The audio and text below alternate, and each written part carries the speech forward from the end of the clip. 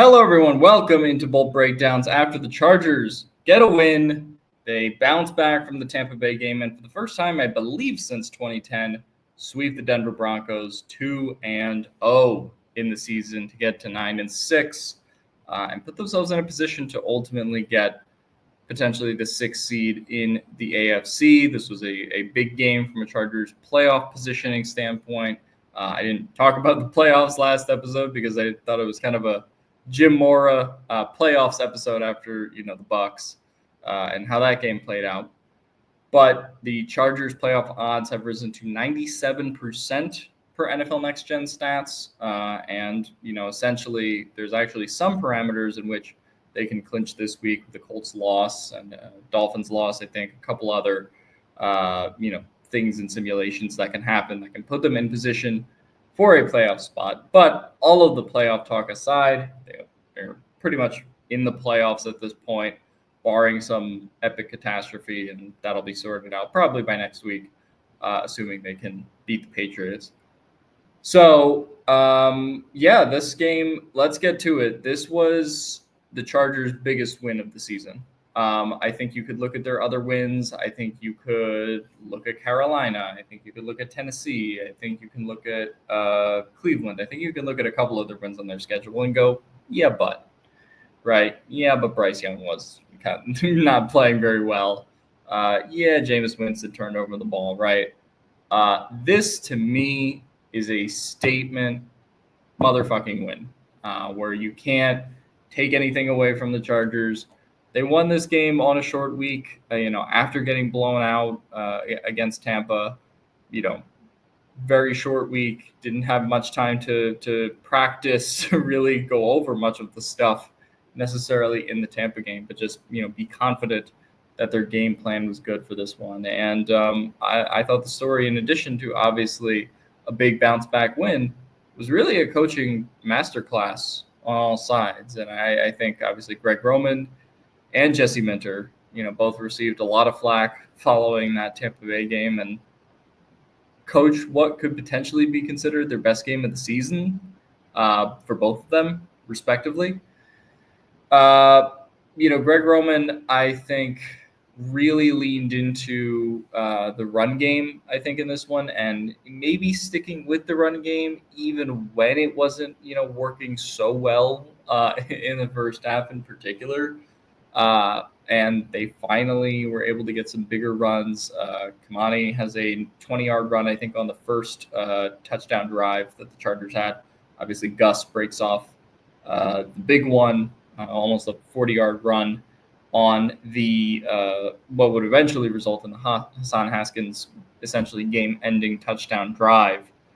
So, they leaned on their run game a lot today, and then were able to get a bunch of play action opportunities off of it, which is kind of what we've been dying to get from Greg Roman as of late. And I think their success or lack thereof in the run game against Kansas City, against Atlanta, last week against Tampa Bay, I do think it really hindered their ability, in a particularly world without Dobbins to get much going offensively. So the fact that they were able to bounce back in the run game this week, I think, was huge. Can't say enough about it. I then think even some mesh concepts that they were able to do throughout this game, they had a little kind of underneath little crosser routes, some mesh that Roman played around with in the first half with Ladd, with Palmer, QJ getting a little bit of involvement in that regard as well. And it felt like that framework kind of helped the Chargers kind of just stick through the first half a little bit, get some points on the board. Obviously, talk about the free place kick that happened at the end of the half in a second. But it really just felt like, we haven't been asking Greg Roman, hey, make lemonade with lemons, right? We know right now that Greg Roman doesn't have, the best tools, I guess I would say, or assets, but it's just kind of do the best with what you have, right? And kind of scheme the best with what you have. And that was really a really good game from him tonight. Obviously, great game from Justin. I think you can make an argument between this game and a few others, like the Cincinnati game, the Arizona game, that this was maybe his best of the year. 284 yards, 2 touchdowns, 0 interceptions in the second half. I think almost maybe a perfect passer rating. We'll have to double check the numbers on that. But this was a big game for him in which I felt not only was he asserting himself, obviously, in the pass game as is, but in a lot of the phases where he had to control the game, make the calls at the line, slide the protections, do whatever he needed to do. I just felt like he had the most control of it in a big game this year. Maybe, considering the Tampa Bay game, a little bit in that regard offensively, got away from them. This felt like the most control Herbert has had over the offense in a while. And him and Roman were working in sync today. Shout out Rutgers legend, Gus Edwards, who obviously comes up with a big 40-yard run, like I mentioned, to kind of end up almost sealing this game if it wasn't for Hassan Haskins' touchdown that came shortly after. Great run and a great, premier Chargers moment for Gus, which we had been waiting on. He's looked a little slower this year. So it was nice to see him, kind of get one of those moments to show, the people what Gus can do when he's making people miss tackles. And that was what people have been waiting for him to show this season. I mentioned Kamani, who had the 20-yard run on the first touchdown drive. Ladd obviously was playing well. I thought all the receivers probably played some of their best games yesterday. By the time this goes up yesterday, between QJ, Palmer, and Ladd. So obviously very successful. Another kind of quasi Stone Smart game as well on the low there. So the Amazon was just kind of running these stats at some point where Herbert had thrown like 8 passes and he'd thrown to 8 different receivers or some metric like that. They were spreading the ball around, and there wasn't necessarily one dominant target eater in this game. Obviously, Ladd. I don't know who ended up leading the team in receiving. Let me take a look here. I would imagine it ended up being Ladd. 6 receptions, 87 yards on 6 targets. Ridiculously efficient game from him again, but that's what we've become used to at this point. Josh Palmer contributing, Hassan Haskins contributing, Stone Smart, 3 receptions, 37 yards. Again, he's good for 3 or 4 receptions a game now. QJ, kind of a small contribution, but he had, a pretty big third down conversion early in that one. So, credit to him for kind of getting a big catch. I think that was in the second half. And so, I really think this was the first game in which just every guy was utilized in the way that they should be by this Roman offense, but then also made the most of their opportunities when it came time for them to get the ball. So shout out to them. Offensive line, I thought very early was looking bad. It looked like a standard Chargers offensive line performance, much like the one we saw against Tampa Bay early in that game. But Justin Herbert shouted out the offensive line in his press conference and talked about kind of the wherewithal those guys had. Harbaugh talking about the offensive line sticking through the game. And it definitely felt like after halftime, a lot of the trench momentum that Denver had built in the first half started getting slowly chipped away by the Chargers. So honestly, no complaints from me here as for, what the Greg Roman game plan is. I know we were hard on him on all of our shows here at GAC. And, everyone who was talking on Twitter, everyone who was talking about Greg Roman in the national media all the week was very hard on Greg Roman. And I think there were legitimate reasons to be mad at him following that Tampa Bay effort.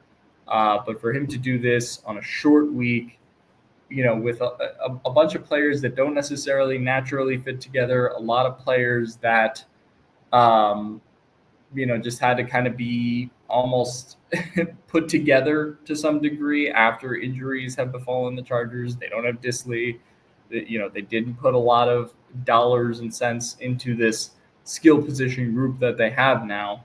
But I think Greg Roman found a way to make it work for today, and that's really all we ask. I think it's more just putting your players in the position to be successful, rather than kind of making them do things they're not good at or not comfortable at.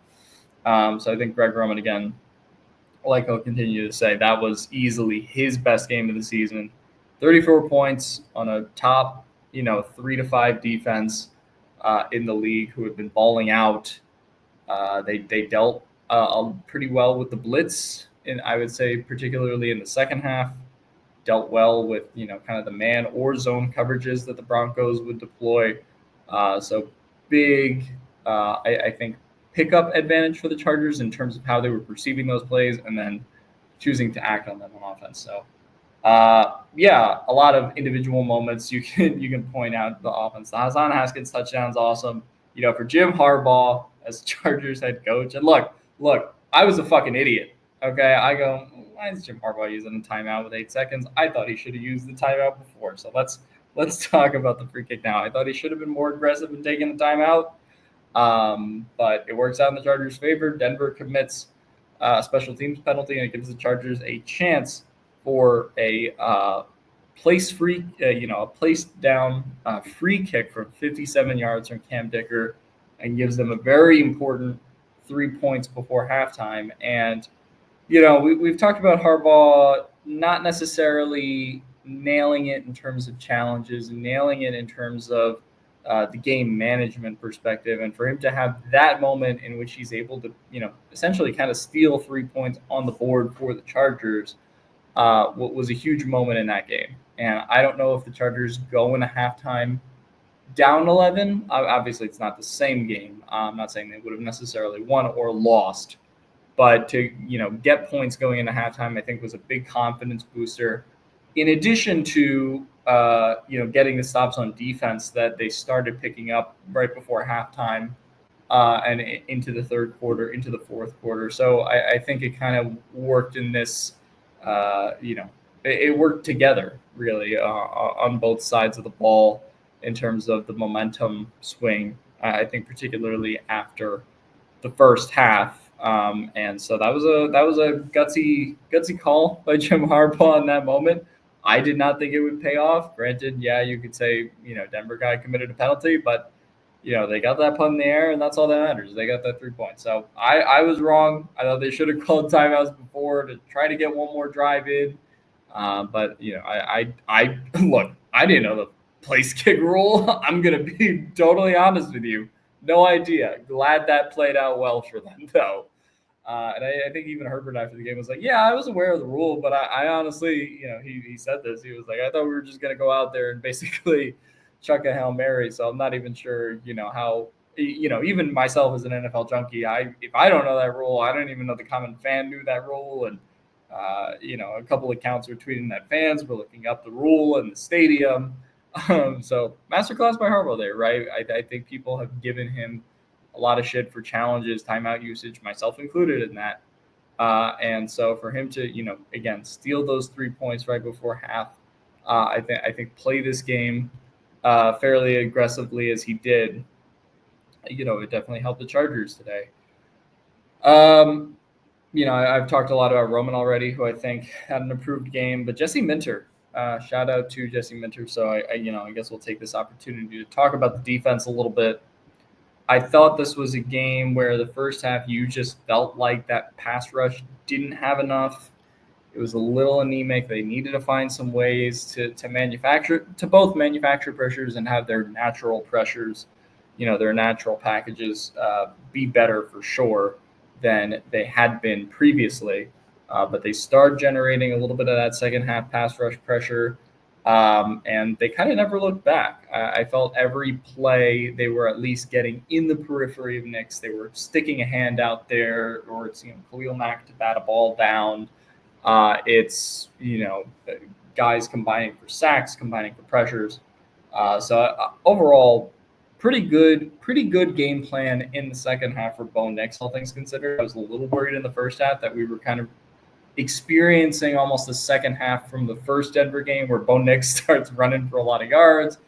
Chargers, weren't as good, I would say, defensively in terms of their gap integrity on the interior, and they couldn't necessarily seal off the edges for a lot of plays, both run plays, screen plays, and that was the single biggest improvement that we saw from the second half was just what this defense was able to do in those moments. And shout out to Jesse Mitchell. Like we're already shouting him out a lot, but this was a game in which Marcus May leave very early in the game, and then they're just kind of rotating through safeties and corners, picking which guy is going to play where.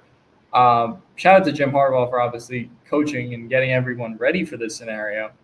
But I think also shout out to this defense for being maybe as constrained as it was, as thin in the secondary as they kind of are right now, as thin in terms of their safety room. So then you kind of have to navigate Derwin a little bit differently when your safeties aren't healthy. No Alohi coming into this game either. So it's Derwin, it's Tony Jefferson, it's all of these guys who are making big contributions to the game last night. And I think if you look at the stats, Tony Jefferson was big in tackles.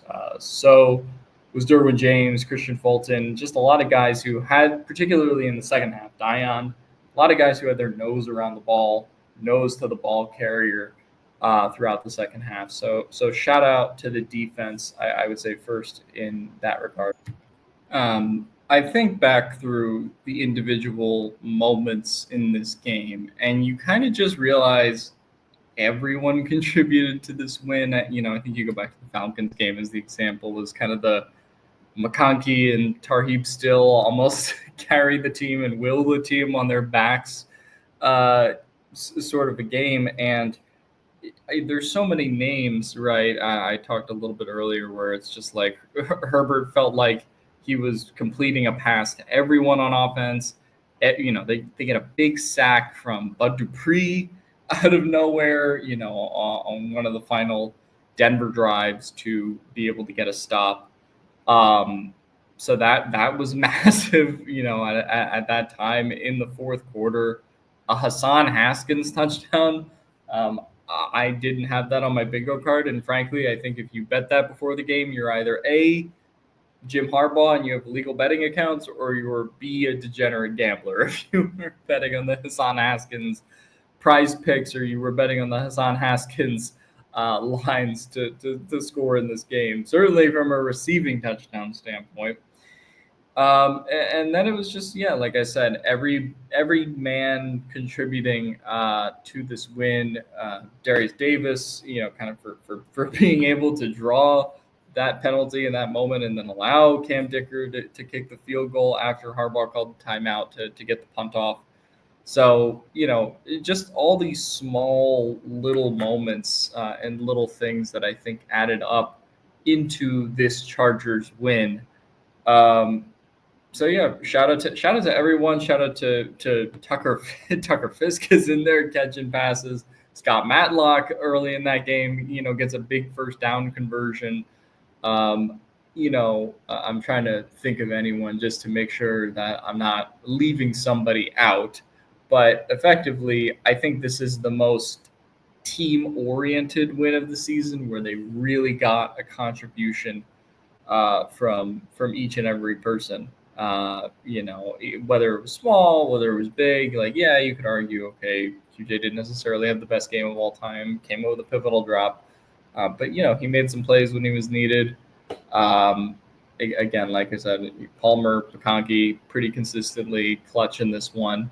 And then you get the Haskins, you get the Haskins touchdown, you get the Vidal run, you get the Gus Edwards big run to kind of ice the game. You get Hayden Hurst coming up with a big first down catch. You get Stone Smart coming up with 3 catches, right? So just all these little micro moments in the game. And that's where I think we were really dying to see, particularly on offense, right?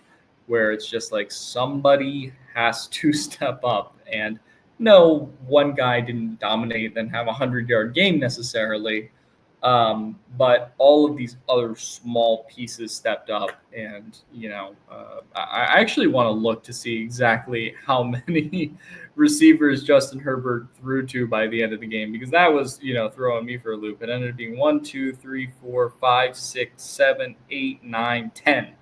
10 receivers that caught a pass from Justin Herbert in this game, from Ladd McConkey all the way down to Tucker Fisk to Darius Davis to Gus Edwards. So and Herbert, I think, was very intelligent in taking what was there, right? And just kind of having these moments where, on that Haskins touchdown, right? Okay, they're sending the house. I'm going to have the foresight, dump it off to Haskins. And, now the Broncos defense is running after him the other way, right? After Herbert gets that pass off, or kind of that flick touch pass. So that was a really good moment in this one, like we've already talked about. And like I said, again, there's no person more happy than Jim Harbaugh that he got to do a free kick.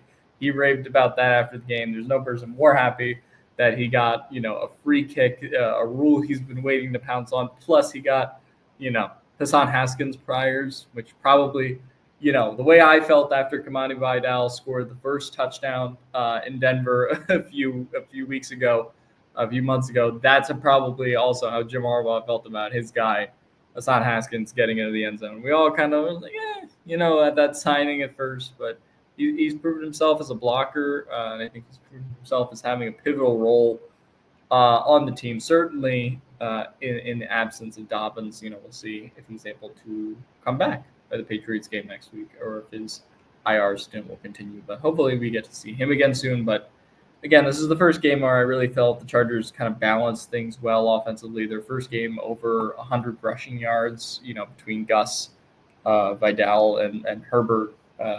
Specifically, they their first 100-yard game between those guys in quite some time. They had a decent game against the Chiefs, but really, really struggled, I would say, in the Falcons game, and then in the Tampa game last week. Obviously, Tampa, because they built up that lead, took away some of their rushing opportunities. But you saw what happened with this offense started to gel, and this offense legitimately has a pulse when they can run the ball, and then you can do some things off of that.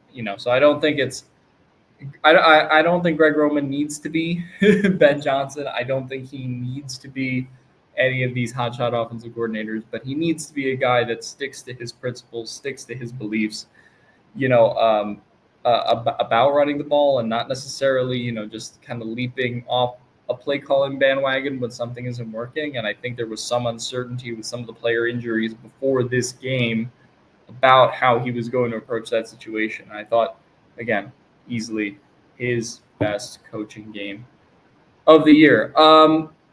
I want to give an MVP I'll give the game MVP to Justin Herbert. I really don't think there's a way you can go wrong in this one. Some crazy throws, some crazy arm angles, and the go-ahead touchdown to Darius Davis, which, like, I'm watching that play, and I'm thinking, oh, like, he's throwing it away. He's probably just going to chuck it out of bounds. And here comes Darius Davis streaking down. Herbert, knows he has his guy beat and just lobs it in there as he's, falling to the ground.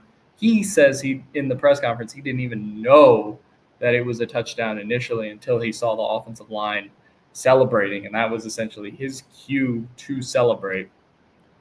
So again, he was nails in this game. And I think, kind of like the Chargers in general as a team who were searching for this premier win, I think you were looking for that game in which Herbert just put his stamp on definitively. And you got it in Arizona to some extent. He had a really good game there. Obviously, they come up short and lose. Had a really good game, I would say, against the Bengals in particular is probably his other big one. But even then, that wasn't a complete first half, second half sort of game. I felt we've talked about the Chargers needing to play 4 quarters of football, and that was, a time where I felt like they really stuck in that first half. Even when things weren't going so well for them, they stayed dialed in. They stayed knowing what they needed to do situationally, didn't panic. And so I do think that is huge from a Chargers standpoint to have that consistency over the course of a game. Now, how is it going to translate, in the playoffs? How can they avoid some spoiler games next week, right? But for right now, I did think this team looked a lot less clunky in terms of making the decisions.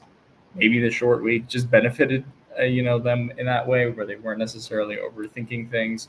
But great effort all around, like I said, by the coaching staff and the players as well, of course. Trying to think if there's any other performances that I didn't forget or that I want to make sure not to forget. A little bit of a quiet Khalil Mack game, but overall I thought he was kind of fine. Uh, Bosa had some disruptive moments. Again, I don't entirely trust the edge room after the last 2 weeks. They got the pressures and they got the hits that they needed to. But that's something I definitely think you want to see more pressure ratcheted up, not just manufactured, but naturally from guys like Mac, like Bosa. So that's maybe a small complaint definitely I have about the defense in this game, but they got the pressures when it mattered. Certainly, big play when Tier Tart was on the field. Joey Bosa wraps up for a sack. Um, so they this defense certainly had its fair share, I would say, of moments in this one, and they the Broncos for the most part played smart. It wasn't like Bo Nix was just chucking picks up there, but I really felt like the game shifted once the Broncos weren't able to consistently run on those Minter lighter boxes as much, and Minter's just able to drop guys back, play their responsibility. That's really where this game changed on his head. So I can't be prouder of this team. Obviously the last two podcasts I've done after the Chiefs game, after the Bucks game, were very, very negative. And look, I was pissed after those losses. I still think, hey, they could have won the Chiefs game. If you do a couple things differently, and obviously, the Bucks game was a disaster. But coming back and not letting this losing streak extend to 3 games is what it would have been if they had lost tonight. I think that is huge. Maybe a playoff spot was already very likely, regardless of whether they won this game. But over a division rival, 2-0 for the first time in years against the Broncos, on a short week, lot of media questioning of this regime after last game. They came out and had a ball. And I thought, honestly, it was against like I said, there are a lot of ifs, buts you can have about the Chargers' previous schedule up to this point. But this Broncos game is definitely the premier win of the Jim Harbaugh era. 2-0 against the Broncos this year for the first time since, I think, 2010 is the last time they won both games in the same football season. They've won 2 games in a year before, but one obviously happening earlier in the year, and then one happening in January, one in September, one in December, right? That kind of thing is really what we're talking about. So I think they played a very complete game, like I mentioned earlier. And again, I think the coaching staff, Harbaugh, deserves a lot of credit. I don't know ball. I'm willing to admit that I don't know ball by not knowing the free kick rules as intently as Jim Harbaugh does. I will shut up for 1 week, and I will listen to that man with all my life after that did save the team's ass a little bit. So nice to have this win. Nice to have the temperature of the coaching staff situation turned down a little, and it really felt like this was a game in the right direction for a team that didn't necessarily have a lot of answers. In Denver and responding. So this was obviously the Chargers' best coached game, I would say, of the year, and overall their best win. So that'll do it for me today. By the time this goes up tomorrow, I will be on a plane to go back home for the holidays after my semester. So thank you guys to everybody who's watched both breakdowns throughout the year. I'm still going to try to be obviously doing it after the Patriots and the Raiders and potential wild card games. So we'll see how that goes. But I am leaving home tomorrow, so a lot of stuff to look forward to there. But grateful to you guys as always watching throughout the season. Good episodes, bad, more of you watch the win episodes, obviously. But whether it's a win or a loss, I love talking ball with you guys, and it is still great to have this platform and talk to you guys. So we have, 2 games left, as Jim Harbaugh said in his press conference. 9 wins usually gets you in with some help, but 11 almost always gets you wins. The Chargers still have 2 more games that they want to win. We'll see what happens with the clinching scenarios this weekend if the Chargers are able to clinch their first playoff berth since 2022. Get chills thinking about it. A team that is being rebuilt in the right direction to be a playoff team. It is a nice feeling, certainly, as a Chargers fan. So that'll do it for me today, guys. I will see you guys next week, probably after the Patriots game, which is a Saturday primetime game now. So get that on your calendar. Standalone on NFL Network. Did not have that on my bingo card before the season, but yeah, big culture win, the biggest win of the Jim Harbaugh era. Credit to the coaching staff, credit to the players for bouncing back and bolt up. And as for Denver, fuck Tim Tebow, fuck Peyton Manning, fuck Jay Cutler, fuck Bo Nix, the lot of them. I don't like them. I don't like Denver. I hate them more than the Chiefs. I hate that team. They ruined my childhood. We should have beaten them in the playoffs that one year, and we didn't. I wanted that revenge. I watched the Keenan hurdle this morning. I hate Denver and their fake, phony altitude and how tough they talk. Just fuck them.